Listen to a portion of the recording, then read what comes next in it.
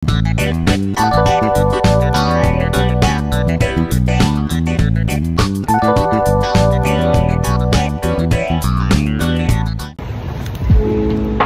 teman-teman, kembali lagi bersama saya Salman Taufik Rahman.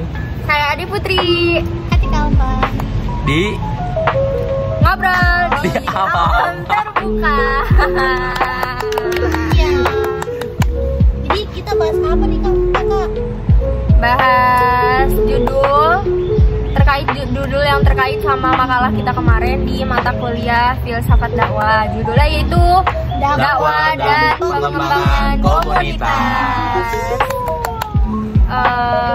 Kita bakalan lebih dalam lagi apa sih itu dakwah dan pengembangan komunitas. Nanti akan dibahas sama saya, sama Atika dan juga sama Salman. Nah, Atika gimana sih dakwah dan pengembangan komunitas itu? Kan tentunya kita di zaman sekarang ini nih ada masyarakat lokal, ada masyarakat global, bahkan ada studi kasus yang sudah banyak sekali terjadi pada masyarakat Indonesia. Mungkin Atika gimana sih mau bahas nih gimana sih tentang komunitas lokal, strategi dakwah pada komunitas lokal itu bagaimana gitu. Oke, baik, terima kasih Kak Ade.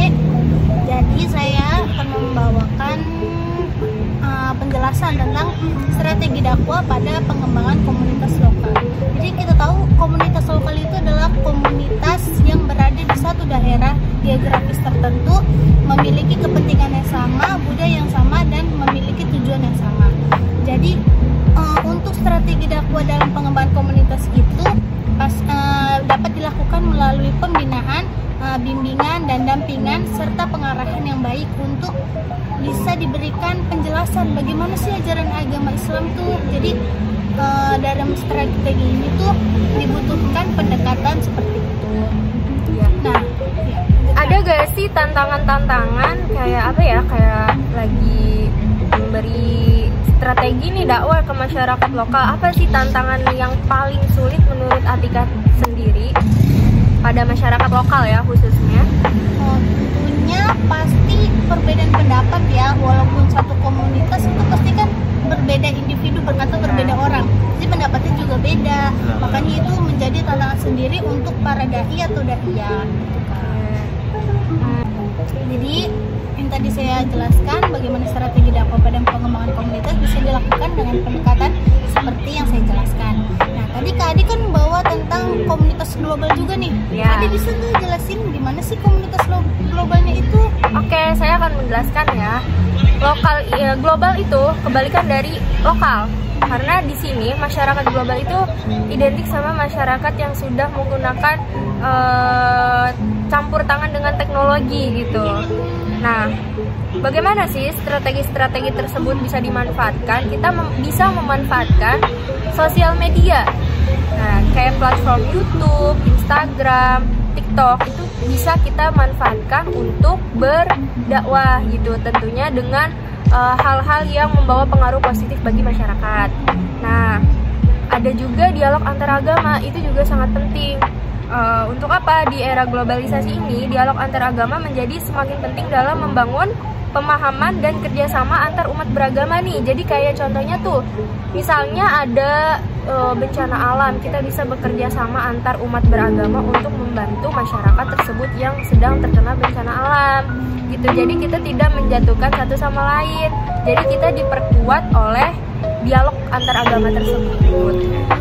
Ada lagi juga pendekatan personal dan empati, itu contohnya kayak Tika lagi butuh arahan dari seseorang, tapi ketika kita mengarahkan seseorang, kita harus secara personal, kayak mendekatkan face to face gitu. Jadi tidak di depan orang banyak. Nah, itu kan bentuk rasa empati kita, bentuk rasa kepedulian kita terhadap seseorang tersebut. Ada juga pemberdayaan masyarakat. Nah, di situ juga untuk mengembangkan komunitas global, bisa juga kita membangun suatu komunitas di suatu daerah untuk pemberdayaan masyarakat tersebut. Contohnya kita memperbaiki masjid yang kayak sudah waktunya harus direnov gitu. Sudah, ya. Iya, kita memberi pemahaman kepada wanita bagaimana sih cara menjadi perempuan yang ideal. Intinya kita mengadakan acara-acara pemberdayaan di masyarakat tersebut buat kemajuan masyarakat tersebut. Itu sih mungkin kayak pemaparan lebih jelasnya. Banyak sekali tentang bagaimana pengembangan komunitas global, apalagi sekarang teknologi itu udah canggih ya, kita bisa memanfaatkan sosial media sebagai strategi dakwah. Ya, udah. Oke, kan kita udah jelasin nih strategi dakwah bagaimana untuk pengembangan komunitas lokal dan komunitas global. Terus di Indonesia ini kan udah berjalan beberapa tahun, pasti udah banyak kejadian-kejadian tentang fenomena yang ada di Indonesia. Gimana sih, Salman, ada nggak bisa dijelasin nggak gimana sih Kasus apa saja yang ada sudah di terjadi? Sebenarnya ada banyak ya studi kasus yang ada di Indonesia. Ada kayak program Desa Madani di Indonesia, ada program pemberdayaan ekonomi Basnas, terus ada juga pesantren sebagai pusat ekonomi berbasis Islam. Ada juga gerakan masyarakat anti korupsi atau GMAK di Aceh. Ada juga yang terakhir itu ada Majelis Taklim dan Keterampilan Perempuan. Nah, mungkin yang bakal saya bahas cuman beberapa ya, nggak menyeluruh. Buat lebih jelasnya nanti bisa dicari sendiri aja di jurnalnya. Yang mau bahas apa nih? Jadi nih ada nih di Indonesia yang namanya program Desa Madani di Indonesia. Itu tuh tujuan programnya itu inisiatif yang dilaksanakan untuk meningkatkan kualitas hidup masyarakat desa dengan pendekatan dakwah yang terintegrasi dalam berbagai aspek kehidupan, termasuk ekonomi, pendidikan, sama kesehatan.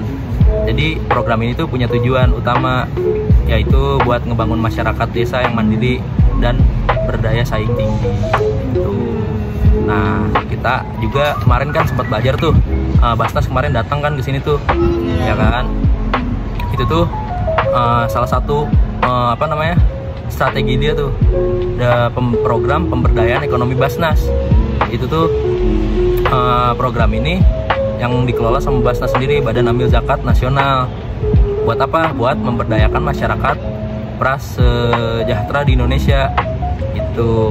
Jadi kita tuh di Basnas ini gimana cara penggunaan dana zakatnya, infaknya, sedekahnya, itu tuh dikelola di situ.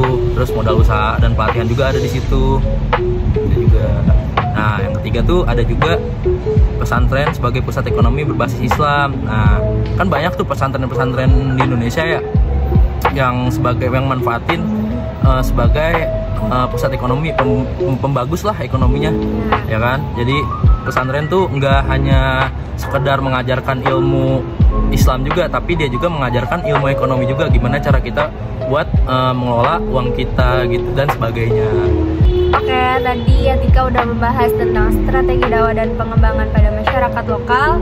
Saya sudah membahas strategi dakwah dan pengembangan pada masyarakat global, dan Salman tadi juga sudah membahas studi kasus apa saja yang terjadi di Indonesia.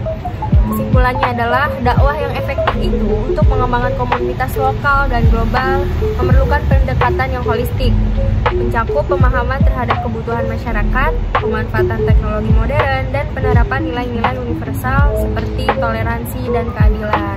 Jadi itu ya poinnya, kita memanfaatkan strategi dakwah dan pengembangan komunitas itu untuk apa?